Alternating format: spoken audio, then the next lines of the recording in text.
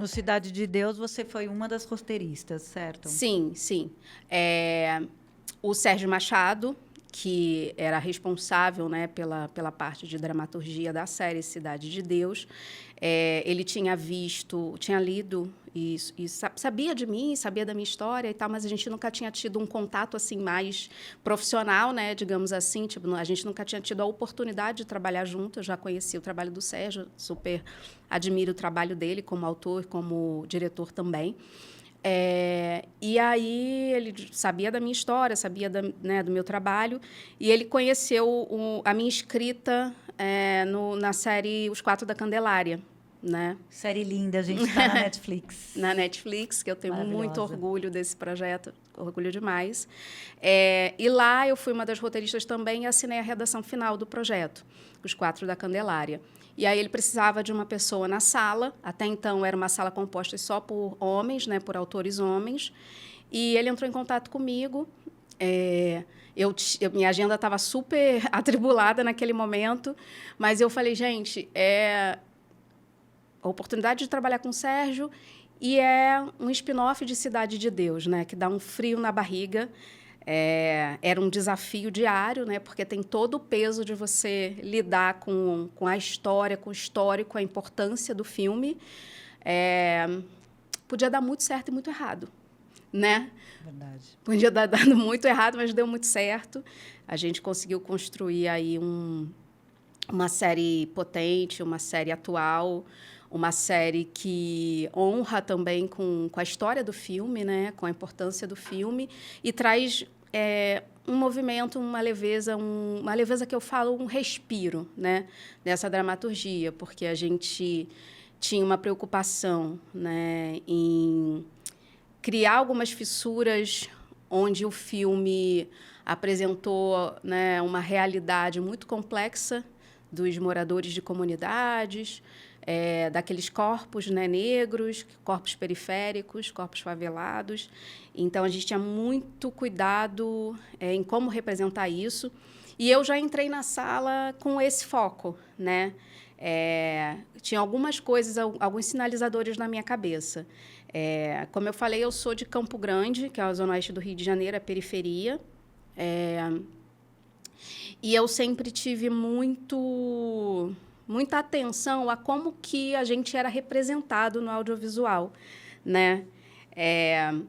E nem sempre você vê as coisas e você se reconhece nas coisas. Isso é muito importante, Né? porque é para mostrar a verdade, porque são contadas determinadas histórias por outras pessoas que talvez não sabem como é que funciona ali. Não tem a vivência, e eu não vou dizer que a vivência te capacita a ser um excelente roteirista, um excelente autor. São coisas distintas. Isso. Né? Mas, ao mesmo tempo, aquilo consegue te dar músculo para a tua escrita e uma capacidade de inventar, de criar um imaginário, de fomentar um imaginário a partir daquela realidade, sendo muito fiel e respeitando muito também aquela realidade, né? Então, eu tinha esse compromisso de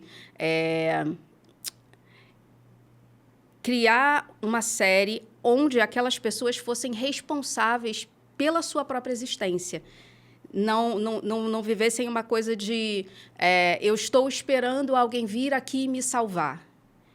Porque os moradores de comunidade, os moradores de favela, de periferias, de bairros do subúrbio, eles não estão esperando ninguém. Eles estão colocando a mão na massa mesmo, eles estão, seja pegando 3 ônibus para chegar num lugar para trabalhar, seja trabalhando e fazendo uma faculdade ao mesmo tempo, seja abrindo o seu próprio negócio, sendo empreendedor, seja, enfim, tendo uma birosquinha na porta de casa, mas fazendo um curso online.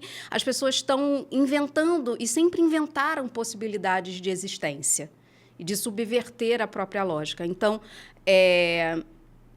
condicionar, muitas vezes, essas pessoas a pessoas que estão esperando as coisas caírem do céu ou estão esperando só uma ajuda, é muito cruel, porque não é a realidade, né? Então, tinha esse desejo de criar essa representação nessa série dessa comunidade potente, criadora, batalhadora, compromissada com a sua própria existência, com a transformação, porque a transformação da sociedade ela nunca começa de cima, né? Ela começa de baixo. E aquilo vai gerando modificações até que você veja essas modificações a nível macro, né? Então, é de baixo para cima, não é de cima para baixo. Nunca foi, né? É verdade. E a outra coisa era a agência das mulheres, né? Porque na série, diferente lá do filme, essas mulheres elas estão no protagonismo, elas não estão atrás de um corpo masculino e a sua existência está condicionada àquilo. Não, a gente criou ali para as personagens que já existiam no filme, mas que ocupavam um papel muito pequeno, né? Tipo a Berenice, a Cíntia, que não tinha nem nome, né, no filme.